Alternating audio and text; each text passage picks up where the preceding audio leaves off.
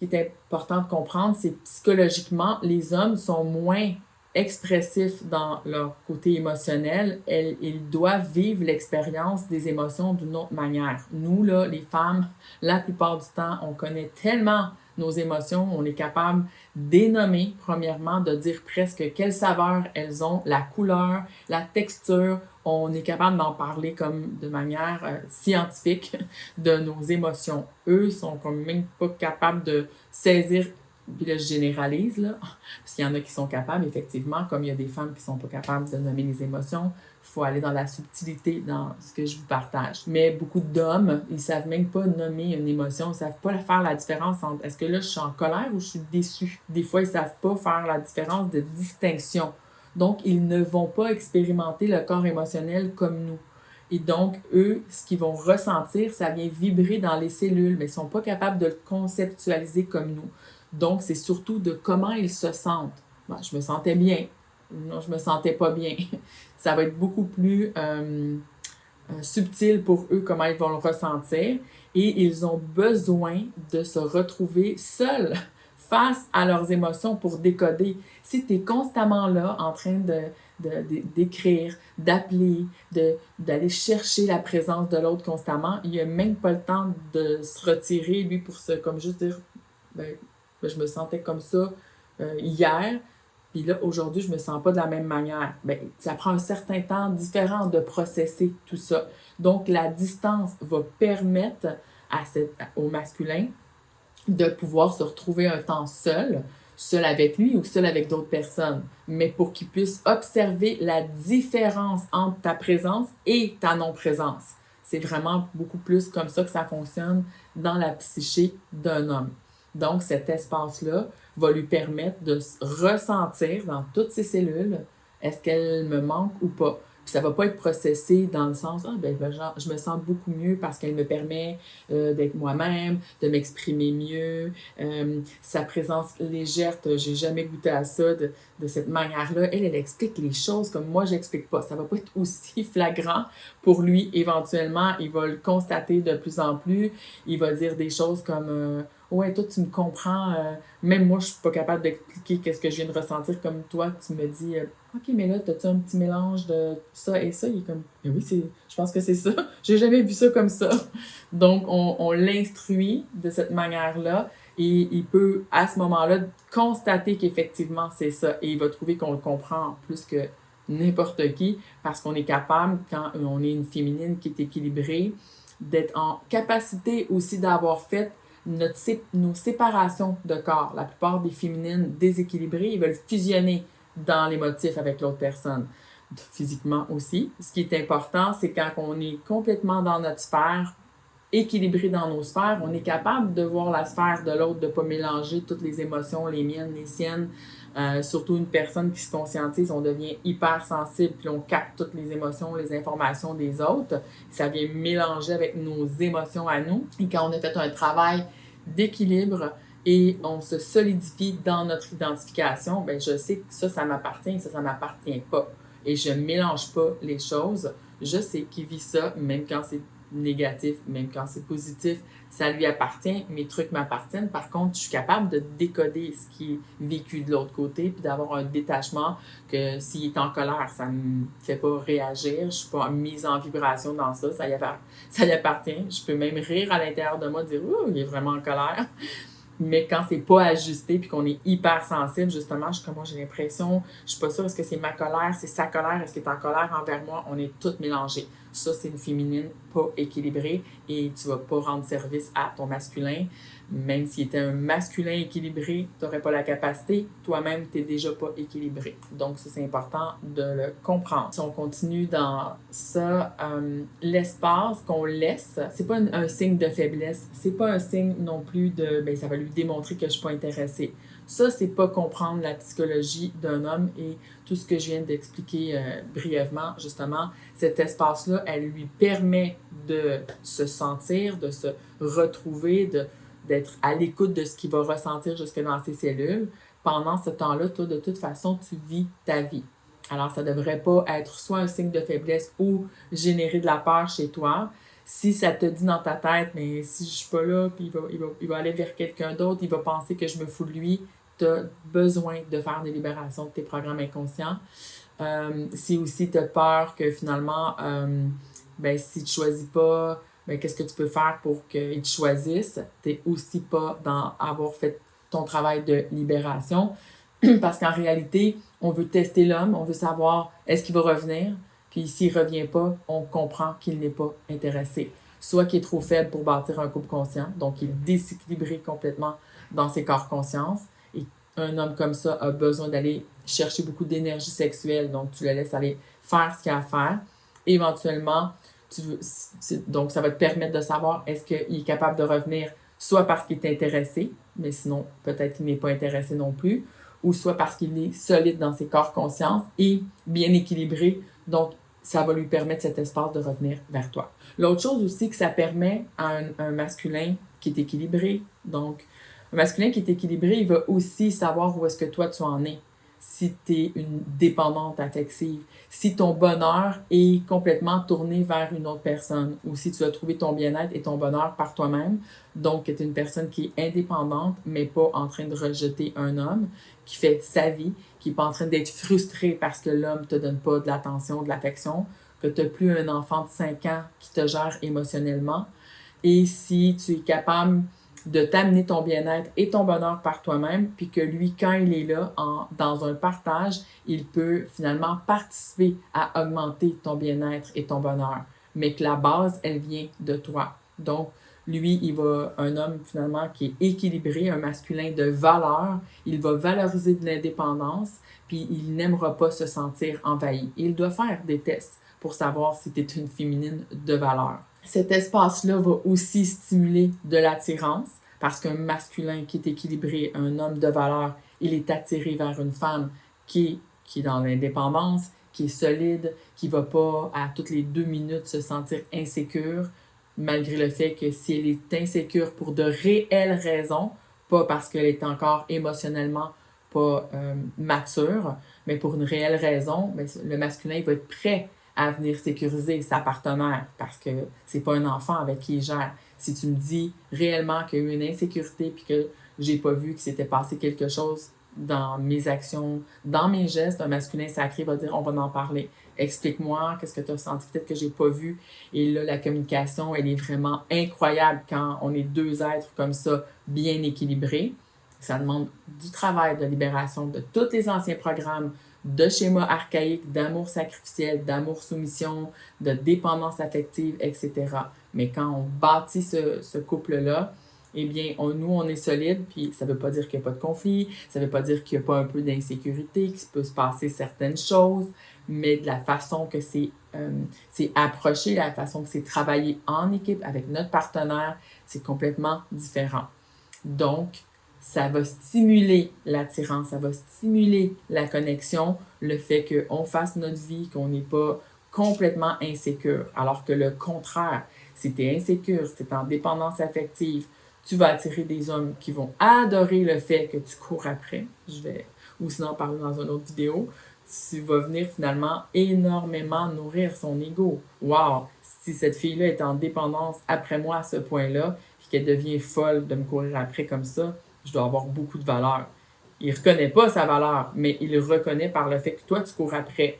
Et ça, c'est l'ego qui pense qu'il y a de la valeur. Mais on sait que c'est pas réel. Pour vraiment stimuler cette attirance-là, il faut qu'on soit équilibré à l'intérieur de soi, qu'on ait fait ce travail-là. Et l'autre va le constater. Un masculin de valeur équilibré, il va le voir. Il te voit. Il n'est pas fou. Il sait que tu n'agis pas comme les autres. Il sait que tu n'es pas comme les autres. Tu n'es pas en train de jouer à l'indépendance. Tu n'essaies pas de bloquer, faire des silences juste pour faire des silences. C'est pas un jeu. Il le voit très bien. Puis quand il revient, tu n'es pas une personne frustrée. Tu n'es pas les deux bras croisés comme ça. Tu es une réelle féminine qui l'accueille. Bonjour, ça va bien? Hey, ça fait quelques jours, quelques semaines qu'on ne s'est pas parlé. Oui. Et un couple conscient, ça prend son temps pour le mettre en place. C'est pas on se dépêche, dépêche-toi parce qu'il y a comme une catastrophe là, qui va se passer. Je pense que la planète va exploser. Demain, on est mieux de se mettre en couple tout de suite pour en profiter. C'est pas ça non plus. Quand on apprécie notre vie, on est bien centré, on est le centre de notre vie, eh bien, on n'attend pas après personne pour notre bonheur. C'est juste un plus. Dans un couple conscient comme ça, l'homme, il va tomber en amour. Et j'arrête pas de dire ça parce que c'est écrit à mon écran, parce que c'est le titre de mon truc, mais il va développer cette connexion émotionnelle avec une féminine équilibrée parce qu'il peut être autonome dans sa vie. Il a besoin de cette liberté-là. Il a besoin d'aller tester. Est-ce qu'elle va m'envahir, me contrôler? Puis finalement, ça l'indique que tu es dans une dépendance excessive. Bien, lui, il va aller tester ça aussi dans sa psychologie. Est-ce que je peux être libre? Est-ce que à chaque fois que j'ai une activité, elle va m'empêcher de le faire? Est-ce que déjà les premiers signes sont là? Et il va le savoir qu'ils sont là. En conclusion, pour aujourd'hui, avant que j'aille voir vos questions, vos commentaires, c'est important de comprendre que c'est une étape qui est cruciale. Et ça, c'est la première étape pour qu'il y ait une connexion qui commence à se faire. Sinon, il peut y avoir de la connexion physique, aucun souci. Tout animal humain peut faire ça. C'est assez facile d'aller faire de la séduction, puis du désir, créer du désir, etc. C'est avant-hier, je pense, que je suis tombée sur une vidéo, un reel. Je pense que c'était sur YouTube. La personne, elle fait des maquillages, c'est pas pour juger ou critiquer, mais la fille, c'est une affreuse personne. C'est vraiment pas beau quand elle n'a pas de maquillage. Et là, elle se transforme complètement. Moi, je me disais, oh mon Dieu, si j'étais un homme puis que je tombe sur cette fille-là dans une soirée, qu'elle est vraiment belle, là, c'est beau, mais elle a peut-être ça d'épais de maquillage, tu te dis, waouh, c'est une beauté incroyable, j'ai pogné le jackpot, là. Puis je la ramène chez moi. Le lendemain matin, il doit se passer dans un film d'horreur. C'est pas une joke. Je me dis, oh mon Dieu, pauvre gars. Les gars, eux, ils peuvent pas se maquiller à ce point-là. Donc, ce que tu vois, la plupart du temps, c'est ce qui va rester. Mais les filles là, qui se mettent des couches de maquillage, se changent la couleur de yeux, mettent des perruques, etc. Je suis comme... Ouais, ça me rappelle aussi un autre truc qui a de la prostitution beaucoup dans des endroits comme Thaïlande où est-ce que les hommes se déguisent en femmes, puis, oh mon Dieu, dans l'objectif de survie, là, je comprends, mais en tout cas, ça, c'est un autre sujet.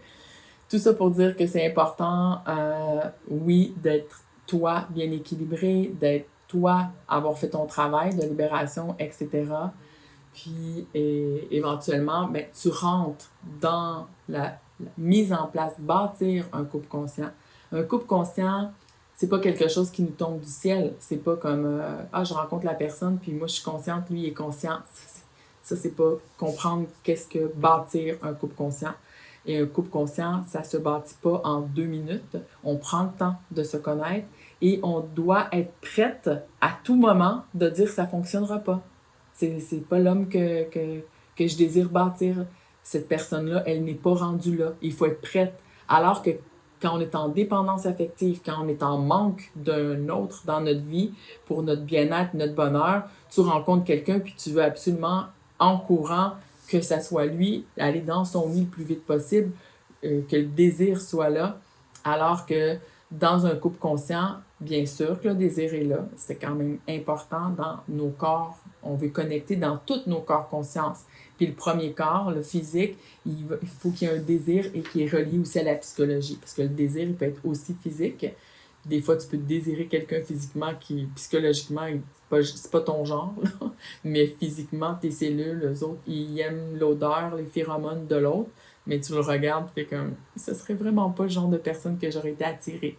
Donc, il faut comprendre nos corps conscience pour pouvoir savoir, je suis attirée de quelle manière, où est-ce que je suis attirée par cette personne, puis être certaine que tout ça est en équilibre. Donc, quand on bâtit, ça doit être bâti dans tous les corps conscience, puis de prendre le temps d'observer, de s'observer soi. Ah, là, j'ai pas de nouvelles de cette personne, comment je réagis? Ben, c'est OK aussi si tu dis, ben, je suis déçue un peu, j'aurais voulu qu'il me réponde.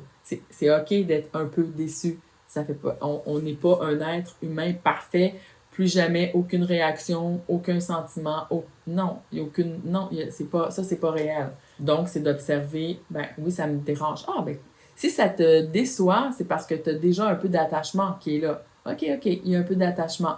C'est quand que ça devient souffrant, quand que ça me fait réagir.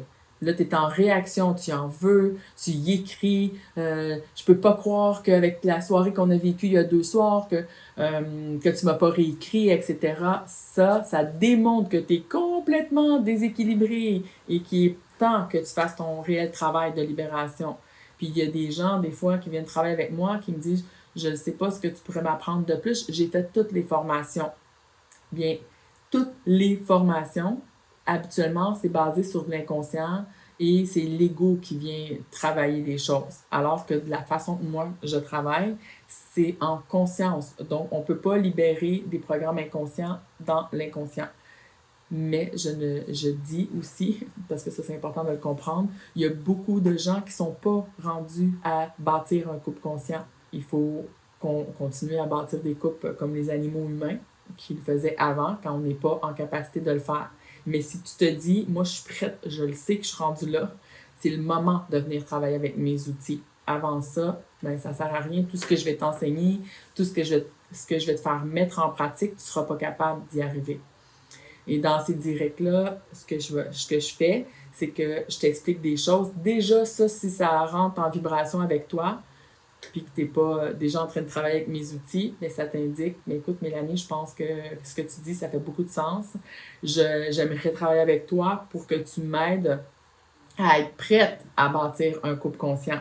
Puis là, on se prépare à être prête, on fait nos libérations, etc. Puis ensuite, on va se mesurer. On va à la rencontre de notre personne et on voit, on constate, wow, effectivement que je ne suis pas encore prête, je vois, Mélanie, que je porte encore ça. Parfait, on continue à faire les libérations. Des libérations des programmes inconscients, ça ne se fait pas en 2 minutes. Et c'est pas parce que j'ai conscientisé, j'ai de la dépendance affective, maintenant je le vois, que j'ai de la dépendance affective, que ça s'en va. C'est pas ça. Un programme inconscient, la forme d'un programme inconscient, c'est une forme de diamant. Puis tu as accès la plupart du temps juste aux surfaces du diamant. Il faut aller effriter de plusieurs manières. Et ça se fait jamais seul. C'est pourquoi je fais souvent dans mes programmes de formation des accompagnements en groupe.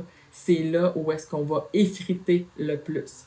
Tout le reste du programme de la formation que je vous offre, c'est pour t'observer, commencer à t'observer, faire des exercices de libération, te préparer à ça. Puis quand tu viens en groupe, on va souvent parler de sujets, toutes sortes de sujets qui vont faire révéler des choses. Et là, tu viens de voir une surface de la structure que tu n'avais jamais vue. Puis ça, c'est grâce à quoi?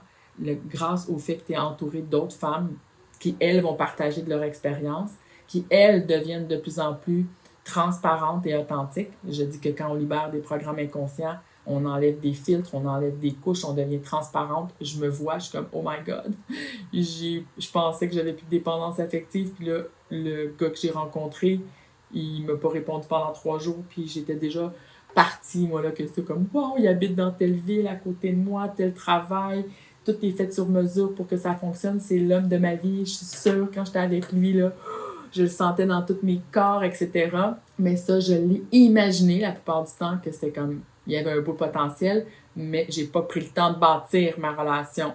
Et là, 3 jours plus tard, ben là, je peux retomber dans des programmes de dépendance affective alors que j'étais certaine que non.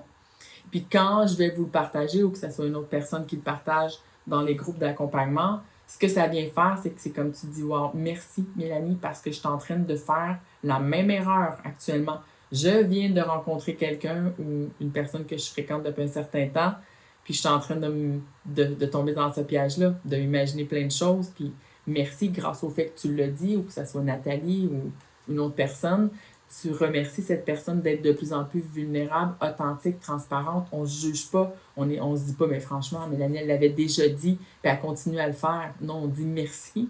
Merci de le dire parce que moi-même, je suis en train de me refaire piéger alors que j'étais certaine que ça allait, que je me ferais pas piéger. Donc, je le dis toujours, on se libère jamais des programmes seuls, on devient jamais intelligente seule. C'est en le partageant, c'est en expérimentant ensemble, en osant se dire qu'est-ce qu'on se dit là, puis encore plus dans les programmes, c'est sûr, puis dans les groupes que j'accompagne. Donc, tout ça, c'est important.